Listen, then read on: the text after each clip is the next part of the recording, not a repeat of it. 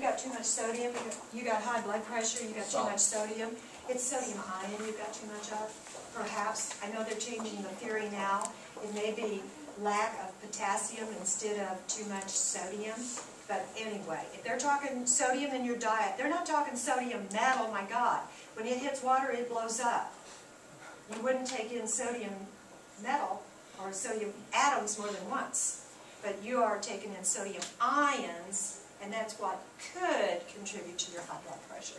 So, sodium ions. Okay, let's hit it. First of all, what's the atomic number? 11. What's the atomic mass? 23. Good. Okay. How many protons? 11. How many neutrons? 12. We're going great. How many electrons? 10. Fantastic.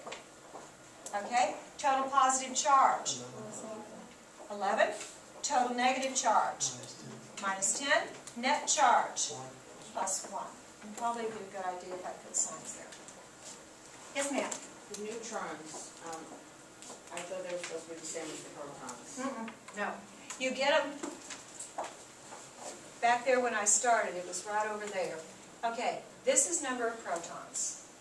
That's all you know for sure. Number of protons. This is the sum of the protons and the neutrons, because what contributes to the mass? Just those things. Remember, the electrons are fleas. They don't count in the mass. They count in charge, but not in mass. Okay, are we all right with that? Okay, great, great. So that was atomic number, atomic mass, and then there's one other thing in here, and that's molecule.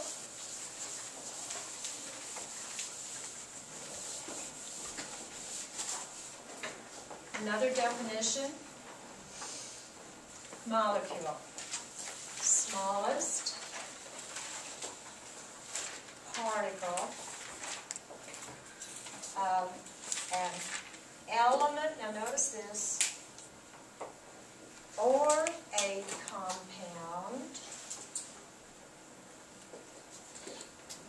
which can exist independently. Okay, now, notice the difference in atom and molecule. Atom, smallest particle of an element only. Okay, but molecule, although most people don't think this, they think atoms go with elements, molecules go with compounds. End of story. That's not quite true. Molecule, smallest particle of an element or a compound which can exist independently. In other words, be stable and not have to jump on somebody else to become stable. Okay, let's have a table here, just to illustrate this idea a little bit better. Okay, a substance. Okay, I'm going to talk about some elements first. If I have zinc, like zinc metal, what's the symbol for zinc? Zn. Capital Z, small n. Whoops, let me write out the word. Zinc. Okay. I want to represent an atom of it, and then I want to represent a molecule of it. Okay, if you have an element, for the time being, if you just write the symbol for it, that represents an atom of it. Okay? Then, you got to know something about zinc. Zinc is stable, just as the atom, so this can also represent a molecule of it. On the other hand, I have some oxygen. What's the symbol for oxygen? O, capital O. So that represents an atom of oxygen. However, oxygen by itself is not stable. Another oxygen is going to come with it, and they're going to come together to be stable. Like what we are breathing in right now is not oxygen atoms, it's O2 oxygen molecules. When you buy oxygen, a tank of it, or if you have somebody in your family that's snorting oxygen, okay, it's O2 is what it is. And we refer to this as a diatomic diatomic molecule. Oxygen is a diatomic molecule. Now, when you have words like this, if these are new to you, break them down and translate them so they make sense. Di means two. And in chemistry, di or bi can mean two. But here, di. Two atoms go to make up the molecule. Oxygen is diatomic. Now, if we look at the periodic table, you know, we have about 100 of these things. There's just a handful that are diatomic, and we are going to assume the rest of them are monatomic. Let me write that word down.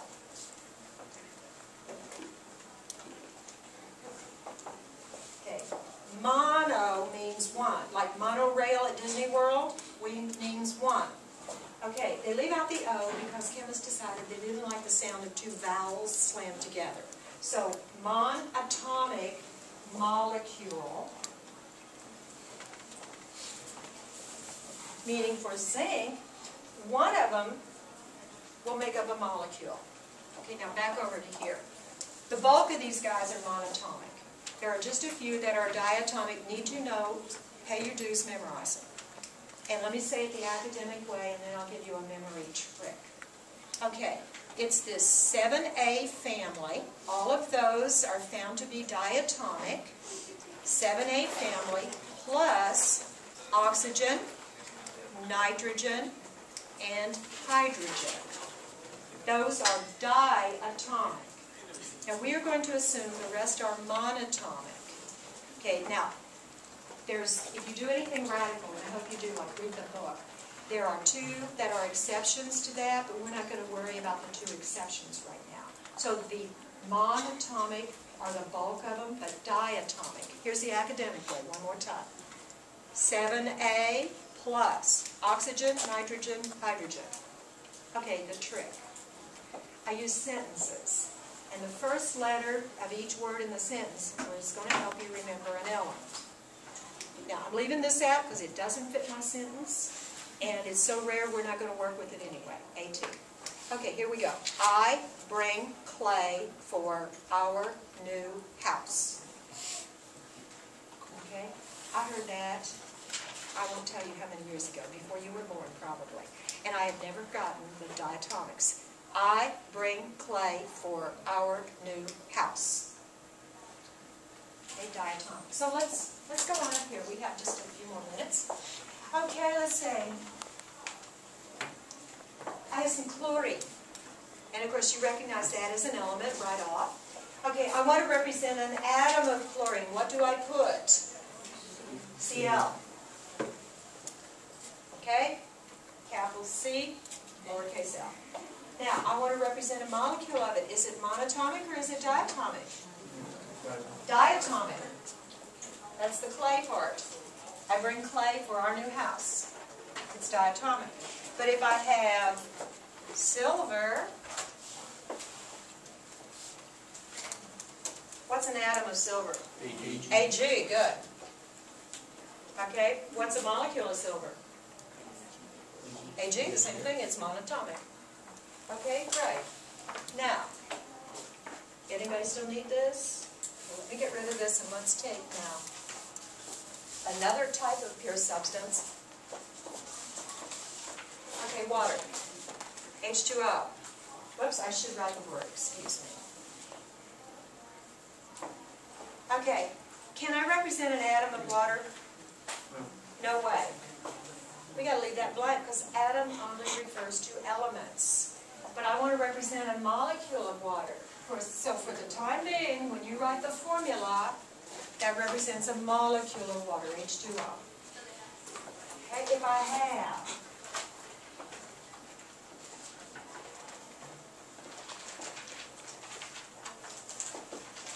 okay, if you think blondes have more fun, you may want to use this stuff on your hair. Okay, not only does it kill bacteria, it also takes the color out of things. So, when you go to someplace like Sally's, you can buy hydrogen peroxide, and they give it as 20, and I think 40, you can tell I've been there, 20 and 40, or whatever, that tells you how concentrated it is, because you're not using the stuff at 100%. Okay, that's a compound. Can I show an atom of hydrogen peroxide? No. If I want to represent a molecule of it, what do I write? H2O2. Excellent. Okay, now, that was the end of section 2. And now we didn't get nearly as far as I had on the outline. We got 2 more minutes, and you always get your money's worth. Okay, let me just tease you with a new idea here.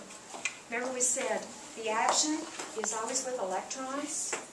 Okay, here's another guiding idea in chemistry, besides we play with electrons. Okay, in chemistry, the second major guiding idea is there is a drive towards stability.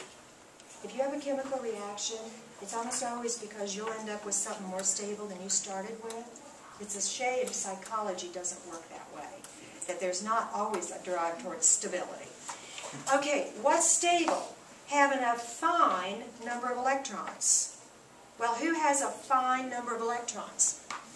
These guys here in the 8A, called noble gases. They're known to be very, very stable. And the electron configuration, or the electron number here, confers stability. 10 is a fantastic number of electrons to have. You're stable like neon. Okay, so we can predict. What's a fluorine going to tend to do? It's got 9 electrons, but it would love to have 10. So it's going to gain 1. And if it gains 1, it becomes -1. What would an oxygen love to do? Gain or lose electrons? Gain how many? 2. Because if it gains 2, it's going to be like neon and have a fine number of electrons. Now it's not going to be neon, but it's going to be stable like neon. What's nitrogen going to tend to do? Gain or lose electrons? Gain. How many? 3. Fantastic. Now these are referred to as families for a reason. If this tends to gain 3, put your money on this guy gaining 3. Once you crack the code for a family member, it's probably going to be true for the whole family. And those are the vertical columns here. Okay, let's take our break.